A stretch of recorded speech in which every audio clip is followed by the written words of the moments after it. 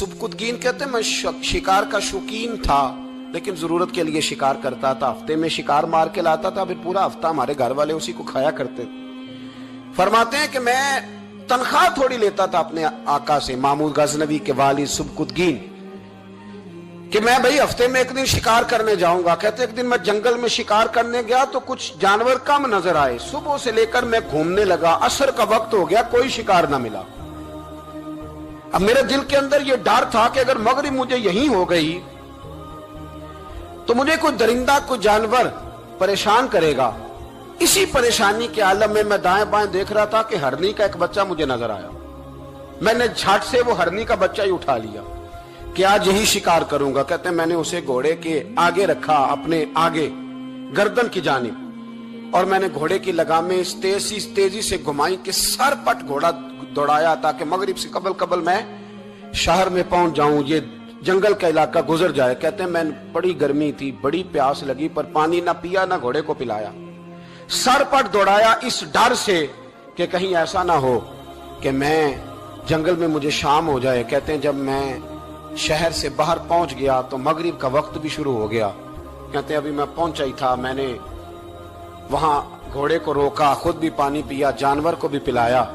कहते हैं जरा मैंने आंख उठा के देखा तो जिस हरनी का मैं बच्चा लाया था वो भी दौड़ती हुई मेरे पीछे आ गई। कहते हैं वो पीछे मेरे खड़ी है, पता नहीं कहां से बेचारी दौड़ी। मेरा तो घोड़ा था और मैंने तो सांस भी नहीं लिया। 1.5 घंटा 2 घंटे मैं भगाता लाया इस जल्दी में के बाहर आना है। कहते हैं पलट के देखा तो उसकी सांस फूली हुई हरनी की और ललचाई नजरों से मुझे देख रही है। दिल के एक कोने से आवाज आई कि आज तो 2 शिकार हो गए। बच्चा तो पकड़ा ही, इसकी मां को भी काबू करता हूं ताकि डबल शिकार हाथ आएगा। कहते हैं फिर अंदर से मेरा दर्द बोला, अंदर से मेरा रहम बोला कि एक मां अपना बच्चा लेने आई है और इस तरह तो उसे तकलीफ नहीं दी जा सकती कि उसे ब्लैकमेल करके मां को भी रख लिया जाए।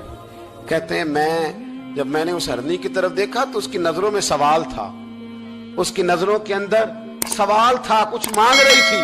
कहते मैंने उस बच्चे की पुश्त पर हाथ फेरा, फिर मैंने बच्चा छोड़ दिया। कहते उसने पहले बच्चे को बाजुओं में लिया, फिर अपनी जुबान से अपना बच्चा चाटने लगी।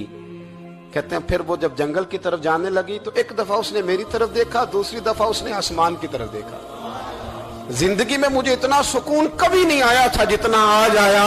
कहते मैं घर गया, इशा की नमाज पढ़ी, बावुजू मैं बिस्तर पे लेट गया। लोगों मेरे नसीब देखो, मुझे मदीने वाले महबूब का दीदार नसीब हुआ। रसूल करीम अलैहिस्सलाम मेरी ख्वाब में आए, मैं रोने लगा। घर महक उठा, फूल खिलने लगे, खुशबुएं बिखरने लगी। कहते हैं महबूब करीम तशरीफ लाए और क्या खूबसूरत जुमला है। महबूब फरमाने लगे ओ सुबकुतगीन, अगर तुझे बादशाह बना दिया जाए तो इंसानों के साथ भी इसी तरह रहम करेगा ना जिस तरह आज हरनी के साथ किया है।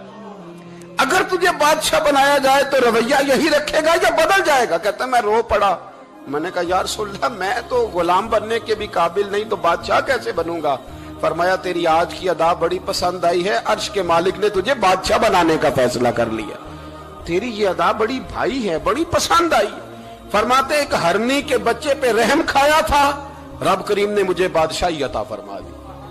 हम ना सियासत से बादशाही लेना चाहते हैं, सियासतदानों के अपनी जेब से इश्तिहार छपवा के बादशाही लेना चाहते हैं, डेरा बना के बादशाही लेना। ना ना ना, बादशाही तो रहम करने से मिलती, बादशाही तो शफकत करने से मिलती, बादशाहियां तो अल्लाह की मखलूक से प्यार करने से मिलती।